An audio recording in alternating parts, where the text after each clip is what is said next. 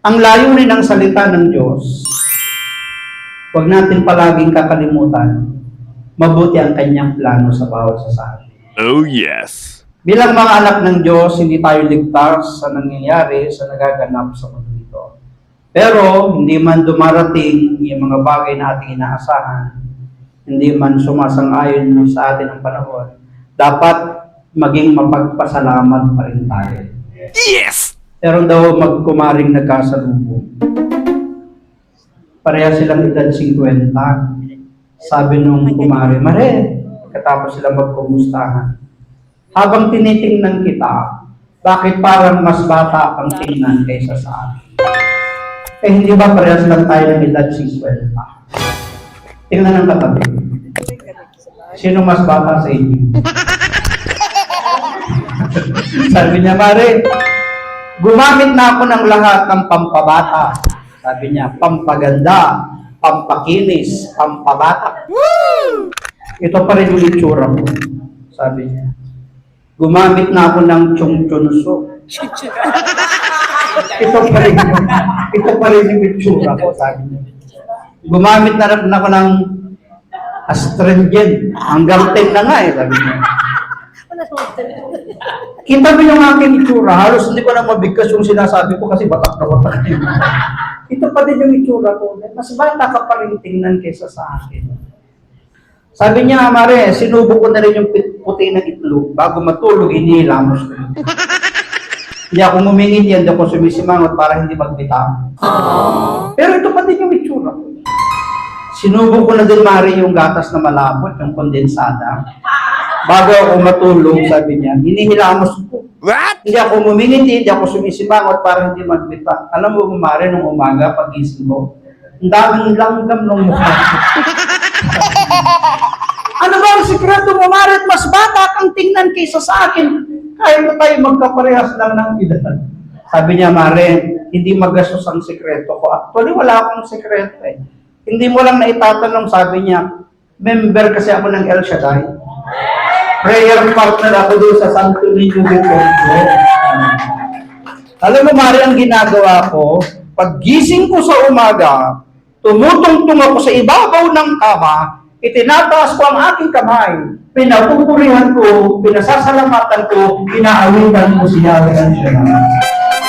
Yun pala yung sekreto niya, kaya siya ay mas batang tingnan. Tama, sabi ng Proverbs, ang taong masayahin, daig pa ang gamot na mamahal. Kaya tayo yung mabuting bilhin na inihasik sa daigdig na ito para mag-influensya. Pangalawang bagay na gusto kong bigyan ng pansin, ang layunin ng mabuting balita ay binibigyan tayo, ang tao, ng pagkakataon magbago. Bago maging huli, napakahaba ng pisin ng Diyos. Napakahaba ng pagpapasensya ng Diyos, di ba? Napakahaba ng kanyang kahabaan. Napapansin po natin sa Biblia, si Jesus madalas kapag nagtuturo sa mga tao ay ginagamitan niya ng talinghaga. Ano ba ang ibig sabihin ng talinghaga? Parable. Ano ba ang ibig sabihin ng parable? Tama. Ang talinghaga ay isang maikling salaysay, maikling kwento, pwedeng kathang-isip, pwedeng totoong nangyari, ngunit naglalarawan ng maka-espiritual o makalangit na katotohanan. Ano po ang talinghaga? Maikling kwento.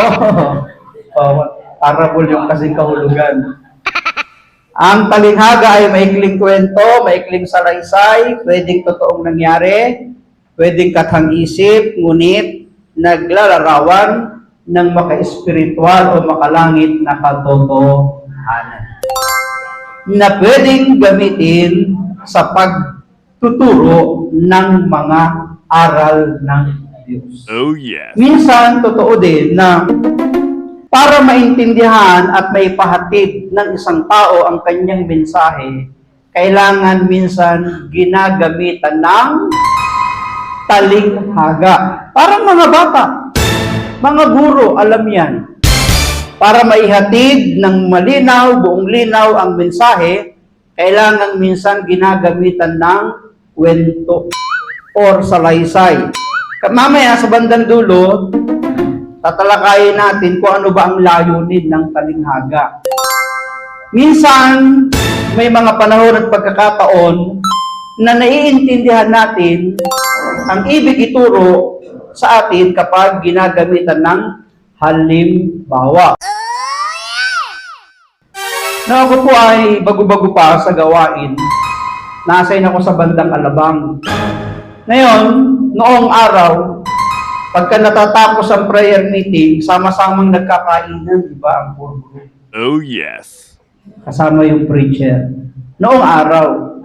Pero ngayon, pagkatapos ng prayer meeting, inaabutan na lang ng plastic na sandubag ang preacher, ando na yung kanin sa ulam, take out. Di ba? Ngayon yun eh. Noon, hindi. Pagkatapos ng gawain, pumunta kami ng bahay. Pagdating namin sa bahay, ang sarap ng handa. Pinolang manok, piniritong galunggong, at ginataang gabi. Ang sarap nung pagkakaluto ng gulay na gabi. Sabi ko doon sa sister, "Sister, ang sarap naman ng pagkakaluto ng gabi." Sabi nung sister, kasi po Bicol ako. Taga-Iriga po kasi ako. Alam niyo naman ang pinakamasarap na luto ng gabi ay sa Iriga. Talagang nagmamantika pa, tapos ang mga sahog ang sasarap pa. Sabi ko doon sa sister, "Sister, ito ba ang masarap na laing na ito? Kapag yan ba ay kinain ko sa aming bahay, ganyan din ba kasarap?" Ano ang sabi ng sister? "Wag ho kayong mag-alala, Brad. Ipagbabalot ko kayo." Nanghingi ba ako? Hindi. Kasi kapag sinabi kong, "Sister, ang sarap naman ng gabi, ang laing na ito, pwedeng pahingi, pagbalot mo naman ako." Siguro sasabihin ng mga tao na sa paligid, "Si brother, kumain na, nanghingi pa, ang kapal ng mukha." Pwedeng yung mga salita ko'y gamiting laban sa akin. Para hindi makahanap ng salitang pwedeng gamitin laban sa akin, ginamitan ko ng patalinghaga. Ngayon, yung sister, marunong makinig. Marunong bumasa ng salita. Sabi ng Biblia, makinig ang may pandinig. Totoo lang. Sino po sa inyo ang walang Bible? Talaga. Walang dalang Bible, walang Bible sa bahay. Sino po ang walang Bible? Gusto niyo magkaroon ng Bible? Benta niyo po yung TV ninyo.